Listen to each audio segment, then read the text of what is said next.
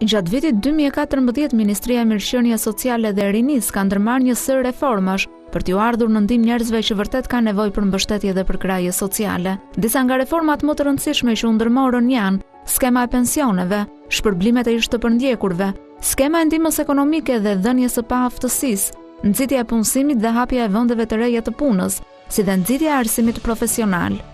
Teleshikues të A1 Report, këtu ndodhemi në Ministrinë e Mirëqenies Sociale dhe të Rinisë dhe jam vetëm me drejtuesin e këtij dikasteri, zotin Erion Veliaj, ku do të sjellim për të gjithë teleshikuesit të A1 Report, por jo vetëm, disa nga reformat më kryesore që ka ndërmarrë kjo ministri për gjatë vitit 2014.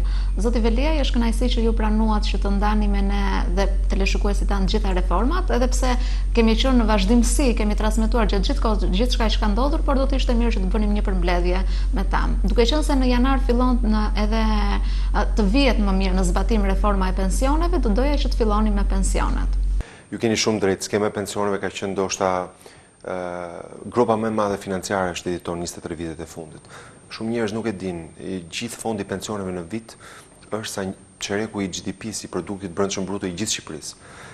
Kjo do të thotë që $1 miliard që ne harxojmë për pensionet i kushtojnë buxhetit shtetit rreth 500 milion që është subvencion, dhe vetëm gjysma tjetër është e paguar nga kontributet. Deri në këtë ditë që flasim, ne kemi pasur më shumë pensionist, rreth 590.000, dhe më pak kontribues, rreth 560.000. Pra, një person që kontribonte, mbante 1.2 pensionist me pension. E pa imagjinueshme. Ne duhet të kishim 2-3 që kontribojnë për të mbajtur një pensionist. Më vjen mirë që ky është viti i parë që falë kësaj reforme kanë ndryshuar raportet. Sot ne kemi 640.000 kontribues për 590.000 pensionistë. Pra për herë të parë kemi më shumë veta që kontribojnë dhe më pak që marrin pension. Çka ka sjell në stabilizimin e skemës. Ne që në vitin e parë kemi ulur deficitin me $30 milion. Kjo do të thotë që bie subvencioni i shtetit. Kjo do të thotë që qeveria nuk ka nevojë të marrë nga taksat e përgjithshme për të subvencionuar pensionet, por gradualisht është duke ulur. Po kjo është pjesa e shtetit që ndoshta njerëzve nuk u intereson shumë. Njerëzve intereson më shumë pjesa e tyre personale. Dhe formula e re është shumë e thjeshtë. Formula e re shumëzon vitet e punës me rrogën tënde të gjithë jetës. Pra jo me 3 vitet e fundit, jo me 10 vitet e fundit, po gjithë jetën. Çka nënkupton që duhet që gjithë jetën ta deklarosh rrogën për efekt të pensioneve, çka do të thotë që çdo vit dhe çdo muaj dhe çdo ditë mundësisht ta deklarosh punën. Duke deklaruar kohën dhe rrogën, shumëzimi i këtyre të dyjave të prodhon pensionin. Cilat janë të mirat? Për herë të parë do kemi pensionin mbi 240.000 lekë, që ka qenë një tavan. Shumë njerëz pasi kapnin rrogën 308.000 lekë, s'kishin asnjë interes për të paguar më shumë sigurime shoqërore, sepse thoshin, unë me këtë rrogë kam kapur pensionin maksimal. Çdo gjë që paguaj nga tani deri në 960.000 lekë, kur dikush ishte menaxher i mesëm ose me një punë të mirë paguar, nuk kishte pikë interesi sepse nuk i përkthehej në një pension më të lartë. Kjo ka ndryshuar. Tavani është hequr dhe ne në javët e para të janarit do t'i japim për herë të parë pensionin mbi këtë tavan, mbi tavanin 240.000 lekë. Çka do t'i bëjë njerëzit të kuptojnë që duke qenë se ky tavan është hequr, deklarimi i plotë i rrogës do përkthehet automatikisht në një pension më të lartë. Ka disa njerëz që gjithmonë ndoshta janë pak skeptik dhe cinik dhe thonë nuk e di a do haj dot gjithmonë pensionin tim, gjithë pensionin tim nëse paguaj. Statistikisht njerëzit marrin në pensione minimalisht 2 fishin e çfarë kanë kontribuar. Pra marrin të plot çfarë kanë kontribuar, edhe një herë aq, dhe në bazë të jetëgjatësisë marrin edhe më shumë. Gjëja tjetër që është shumë e rëndësishme është që për herë të parë fshati po trajtohet si qyteti. Ne kishim një lloj racizmi ndaj fshatit dhe një lloj segregimi në qeveritë e kaluara, ku fshati trajtohej si qytetar dorës dytë. Tani ju ma thoni dikush jeton në Vorë ose në Kashar ose jeton pranë Dajtit këtu në Tiranë apo dhe në rrethinat e qyteteve të tjera, dhe në fakt shpenzimet i ka si në qytet, madje dhe punën e bën në qytet, pse duhet të ngjelet me pension qesharak fshati? Kështu që ajo që kemi bërë është për herë të parë përfshim një pjesë madhe të fshatit në një amnisti shumë të madhe. Vetëm nga efekti i amnistisë kemi pasur rreth 290.000 fermerë që kanë përfituar. Pse? Sepse ishte arsyeshme. Njerëzit mund për arsye të ndryshme, emigracioni, mungesa të ardhurave në vitet 90, fillimi i viteve 2000, nuk kanë pasur të paguajnë sigurimin shoqëror vullnetare, por gjoba dhe kamata ishin më të mëdha se principali që duhet paguanin. Dhe ne thamë kjo s'bën sens, se nëse gjoba dhe kamata janë 100.000 lekë, ndërkohë principali ka qenë 15.000 lekë, të është bërë më shumë barë gjoba dhe kamata se sa pagesa që detyrohesh. Kështu duke hequr gjobën dhe kamatën, i mundsuam shumë fshatarëve që të sigurojnë vite të tëra të pensionit që normalisht do t'i kishin humbur nëse do të kishin vazhduar me skemën e vjetër. Dhe fundit kemi përfshirë ato që quhet pension social. U kritikua shumë edhe nga opozita. Dhe pyetja që un kam është, janë rreth 5000 veta sot në Shqipëri që sot marrin zero para, se s'kan bërë as minimumin e viteve të punës. Këta do të marrin tani diçka që quhet pension social. Unë nuk po them që kjo është një shumë ideale, po diçka është më mirë se asgjë. Dhe për gjithë kritiket e pensionit social, them është më mirë asgjë, apo më mirë që të ndihmohen me diçka që është në të njëjtat kuota siç është ndihma ekonomike. Siç japim ndihmë ekonomike për dikë në moshë pune që është i pamundur për punë, ashtu do të japim një lloj ndihme ekonomike që quhet pension social për dikë në moshë pensioni që s'ka mbushur vitet e punës. Dhe besoj që këtu del fytyra jo vetëm humane e shtetit, po dhe ideologjia e majt, cilën ne nuk e fshehim. Ne jemi të majt dhe besojmë ke solidariteti. Pra besojmë që ditën e nevojës duhet të jetë shteti ai që tregon një lloj përkurdesi. Kështu që këto janë le të themi 3 shtyllat kryesore dhe dua ta përdor këtë mundësi për t'i bërë apel sidomos të rinjve. Mos pranoni të punoni në xez. Është vjedhje e djersës tuaj, sepse deklaroheni në tatime, por nuk derdhën sigurimet shoqërore. Është gjithashtu rreziku më i madh për të ardhmen, që të arrini moshën e tretë, u ndodh të gjithë mendojnë që do jenë të rinj për gjithmonë, kjo nuk është e vërtetë, të gjithë moshohen dhe mund ta gjejnë veten pa pension. Kështu që apeli im është për të rinjt, të paguajnë sigurimet shoqërore dhe të kërkojnë që punëdhënësit e tyre të paguajnë sigurimet shoqërore. Një tjetër moment i rëndësishëm ka qenë edhe dëmshpërblimi është të përndjekurve politik. Zoti Veliaj, çfarë mund ta thoni më tepër në lidhje me dëmshpërblimet që janë bërë për ish të përndjekurit politik, një plagë kjo e madhe e shoqërisë shqiptare?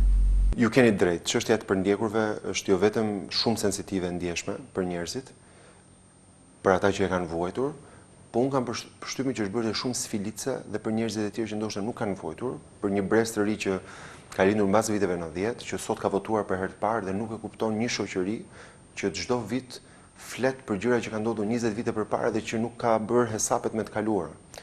Hesapet me të kaluarën bëhen në 2 mënyra. Spari, për t'i paguar asaj pjesë që u dënua padrejtisht vitet e burgut. Së dyti, për të ofruar një sistem transparence duke hapur dosjet dhe duke u ballafaquar me një pjesë të dhimbshme të historisë tonë për të siguruar që mësojmë nga e kaluara dhe nuk përsëritet më kurrë. Tani të flasim për të parë. Ne kemi pasur 8 vite të qeverisë kaluar ku është dhënë vetëm një këst për të përndjekurit. Pavarësisht se në fillim të vitit buxheti caktoi gjigant. Çfarë e pengonte? Korrupsioni. Negocioj me çdo fukara nga të përndjekurit, me jep kaq t'ja pash, të vënoj dosjen, t'ja bësh dikujt jetën ferr dhe mos t'i japësh kur atë që meriton. Ku është diferenca? Në një vit 3 këste. Kësti 2, kësti 3 dhe tani që është fundi vitit edhe kësti 4. Eficienca maksimale bëri që të shpërndanim 3 këste. Dhe unë gjykoj që në vitin tjetër dhe në vitin pasardhës ne do të kemi mundësi që të paguajmë të gjithë të përndjekurit që janë gjallë deri në fund të mandatit tonë të parë. Dhe pjesa e dytë për cilën ne jemi shumë krenar është vendimi i qeverisë tonë për të hapur dosjet. Dhe për të filluar një proces transparence, jo një proces hienash, dhe një proces hakmarrje, as një proces nga i lustracioni që ofroi Sali Berisha përpara disa vitesh që gjykata kushtetuese e shpalli të pavlefshëm, se ti s'mund t'i thuash dikush mund të ketë qenë dhe pastrues në sigurimin e shtetit. S'ka të njëjtin përgjegjësi si dikush që ka përgjegjësi individuale, pra jo përgjegjësi kolektive. Ky ka qenë një vit i rëndësishëm edhe për ndihmën ekonomike, por edhe për ndihmën që është dhënë për personat me aftësi të kufizuar. Ju keni bërë një pjesë të digitalizimit të dhënies së kësaj ndihme. Nuk di çfarë mund ta thoni diçka më tepër, por do doja që ndaleshim edhe në faktin sepse ka qenë edhe risi fakti që ndihma ekonomike, përveç se u pastrua skema nga personat që përfitonin në mënyrë abuzive, është vendosur që të jepet ndihmë ekonomike për gratë. Unë jam shumë i ndërgjegjshëm që njerëzit janë të ndjeshëm, unë vetë jam i ndjeshëm për çështjen e ndihmës ekonomike. Kam kaluar një fëmijëri ku jemi rritur me ndihmë ekonomike. E di çfarë do të thotë për një familje të varfër, për një grua të vëme, 2, 3, 4 fëmijë, të rritesh me ato financa modeste dhe sa të nevojshme janë për të shtyrmuajnë kur je në ditët e tua të vështirësisë. Ajo që shumë qytetarë nuk kuptonin përpara është se pagesat aftësisë kufizuar dhe ndihmës ekonomike në Shqipëri janë rreth $250 milion. Nuk është pak për një vend vogël, është $1/4 miliard që ne paguajmë pagesa kesh. Ajo që ndodhte përpara se ne të vinim në këtë ministri, ishte që buxheti ishte kthyer në një kulluse makaronash, ku e ngrije dhe nuk ngelej asnjë ujë sepse ishte çar buxheti gjithandej. Merrni pagesat aftësisë kufizuar njerëz të cilët ishin shumë të aftë për punë, por që kishin një lidhje me kryetarin e komunës, kryetarin e bashkisë, politikanin lokal, i cili i mundsonte futje në këtë skemë si një mënyrë për të paguar militantizmin e këtij personazhi. E njëjta gjë me ndihmën ekonomike. Saqë ndihma ekonomike kishte shkuar në 120.000 familje, ku kryesisht ishin burra, parat nuk shkonin kur në shtëpi, shkonin ose në klubin e fshatit, ose karburant, ose loto, dhe skema kishte dalë jashtë kontrollit. Pra ne nuk po targetonim varfërinë, po hidhim $250 milion pa ndihmuar njerëzit të dalin nga varfëria ose ata që janë me aftësi të kufizuar. Gjëja e parë që bëm është pastrimi, sepse nuk besoj që një njeri i cili ka mundësi të punojë, ka dhe një punë, për faktin që ka ngritur një flamur, s'ka ngjitur një postër, duhet marrë këtë pagesë kesh.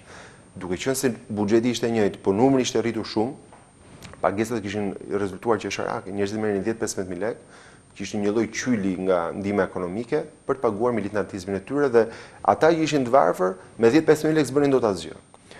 Çfarë ndodhi? Duke hequr 20.000 abuzues nga skema, vërtet numri është më i vogël, por duke qenë se buxheti është i njëjtë, këto familje po marrin më shumë. Duke qenë se ndihmën ekonomike u japim ekskluzivisht grave, duke qenë një vend lider në rajon edhe në çështje të emancipimit, s'pari kemi fuqizuar ekonomisht gratë, të cilat në dallim nga rakia, lotot edhe bastet, çojnë më shumë para për libra, ushqime dhe veshmbathje për fëmijët. Dhe na rezulton që në ato familje të ndihmës ekonomike ku janë gratë që po kthehen me para në shtëpi, ka rënë dhe dhuna në familje, sepse burrat e kuptojnë që bashkë me gruan nga shtëpia të largohet dhe çeku i ndihmës ekonomike dhe nuk e di se do e shtysh nëse heq gruan, heq dhe parat nga shtëpia prej dhunës. Dhe na ka rezultuar që dhe bonusi që ne japim për vaksinimin dhe arsimin e fëmijëve ka qenë një incentiv shumë i madh. I çojnë fëmijët në shkollë, ndoshta dhe prej faktit që do të marrin para shtesë. Ne besojmë që dy çështjet që shkaktojnë varfërinë është mungesa e arsimit, pra dikush është me shumë pak klasë shkollë dhe s'di të bëjë asgjë, ka më të vështirë të gjejë punë, dhe mungesa e shëndetit. Nëse dikush nuk është vaksinuar, që në fëmijëri dhe është shëndetlik gjatë gjithë jetës, i bëhet barë asaj familje, po dhe shoqërisë që paguan në spitalet me taksa, gjatë gjithë jetës. Një njeri pa arsim dhe me shëndet dobët, me shumë gjasa është i varfër. Kështu që duke i kompozuar këto heqjen e abuzimeve, rritjen në pagesa maksimale, ndihmën e familjeve me shumë fëmijë, dhënien e ndihmës ekonomike grave dhe bonuset për vaksinim dhe arsim, unë gjykoj që kemi gjetur një skemë që nuk kushton më shumë, por që targeton më mirë aty ku është varfëria dhe mënyrën se si dilet nga varfëria. Të njëjtën gjë kemi bërë me personat me aftësi të kufizuar, i mbajmë në protestat dhe gjithë histerinë e disa organizatave që kishin kthyer në monopol, se siç është saliu politik ka sali në çdo fushë që do të mbajë atë monopol, dhe ja ku jemi sot. Ja ku jemi sot. Asnjë hata nuk ndodhi, përkundrazi, për herë të parë në 23 vjet, me parat që u kursyen nga abuzimet, se gjithmonë pyetja është ora nga lindën paratë e shpërblimeve. Paratë e shpërblimeve dolën nga paratë që kishin mbetur të ndihma ekonomike dhe aftësia kufizuar. Pra këtë vit jo vetëm që i paguam kohë, ndërkohë që deri vjet s'paguheshin 4-5 muaj, u paguan kohë, tepruan dhe para, dham dhe shpërblim. Dhe për herë të parë përveç pensionistëve që periodikisht, jo për vit, po një herë në 3-4 vjet kanë marrë shpërblim, këtë herë morën shpërblim dhe ndihmë ekonomike dhe persona me aftësi të kufizuar, gjë që ishte pa precedent dhe pa mendueshme më parë. Dhe vendimi i kryeministit që për herë të parë, duke qenë se këto skema dolën eficiente madje dhe tepruan para, të përfshinim dhe pakun dhe ndihmën ekonomike, unë besoj që ishte një vendim i drejtë. Ndryshe nga vitet e tjera, këtë vit kemi patur edhe rritje të numrit të punësuarve, sa ka ndikuar hapja e zyrave të punësimit dhe strategjia që ju ndërmorët për të punësuar gjithë këta të rinj. Një nga temat që u bë shumë e fortë, shumë e debatueshme, edhe përpara se të vinim qeveri, gjatë fushatës që çështja e punësimit. Edhe ne qëndrojmë gjithë ditët dhe gjithë natës asaj që thamë, që shifrat e punësimit në Shqipëri linin jashtë masë për dëshiruar. Shumë njerëz me të drejtë thanë, okay, kaloi muaji i parë, kaloi viti i parë i qeverisë, ku janë 300.000 vendet e punës? Premtimi është bërë për të 4 vitet e qeverisë tonë. Edhe nëse kjo shumë ndahet me 4 vite, unë them që sot jemi në një rrugë shumë të mbarë për të mbajtur këtë premtim deri në fund. Vetëm në vitin 2014 që mbyllim sot, nuk i kam ende shifrat e fundit vjetorit, po ato që kishim në fillim të vjetorit, është që ekonomia gjeneroi 81.352 vende pune. Edhe në aktivitetin që organizuan Bleta e Artë, një pjesë e shpërblimeve, një pjesë e mirënjohjes ndaj biznesit ishte për krijimin e vendeve të punës. Pa dyshim, këtu askush nuk është naiv, dhe ne duhet ta themi të vërtetën deri në fund. Spari një pjesë e vendeve të punës ishin vende që u nxitën artificialisht nga projekti nxitjes punësimit. E kishim në vitin e kaluar $900.000, një shumë qesharake, dhe sa kompani aplikonin aq dhe fitonin, se ishte ndarë paraprakisht, ndërkohë që këtë vit kishim 3 fish kompanive që aplikuan, me 3 fish të buxhetit, kur ngelen shumë kompani pa fituar, pas nisur në kohë sepse procesi ishte transparent, kompanitë vlerësoheshin me pikë në bazë të performancës tyre, të numrit njerëzve që punonin, si kishin paguar sigurimet shoqërore, kështu që një pjesë e punësimeve u stimulua direkt nga qeveria. Duhet thënë që pjesa e punësimeve në sektorin publik ra, ju dini që shumë pjesëtarë të administratës, përfshirë këtë ministri, reduktuar në 30%. Pse? Sepse shteti duhet të jetë gjithmonë më i vogël që t'u rëndojë njerëzve më pak me taksa. Por ama u rritën disa tregues tjerë. Spari u zbardhën gjithashtu shumë vende pune, sepse njerëzit kuptuan që me reformën e re të pensioneve ne duhet të kishim sigurime shoqërore të paguara për të garantuar një pension. Pjesa tjetër pastaj erdhi nga ndërmjetësimi i zyrave të punës. Zyrat e punës, për ta sqaruar, nuk krijojnë vetë vende pune, po mbledhin gjithë informacionin në treg që të shkurtojnë rrugën edhe firon, se kishte shumë firo. Një njeri që vazhdon dhe punëson me çuna goca dajash, hallash, nuk është një mënyrë moderne e punësimit.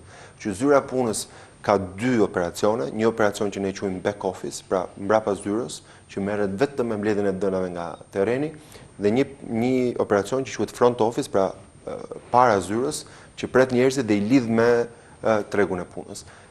Duke eliminuar një pjesë kësaj fire, mundsuam që vetëm nga zyrat e punës, pra nga gjithë ky 81.352, rreth 30.000 punësime të vinin vetëm nga këto lloj ndërmjetësimesh.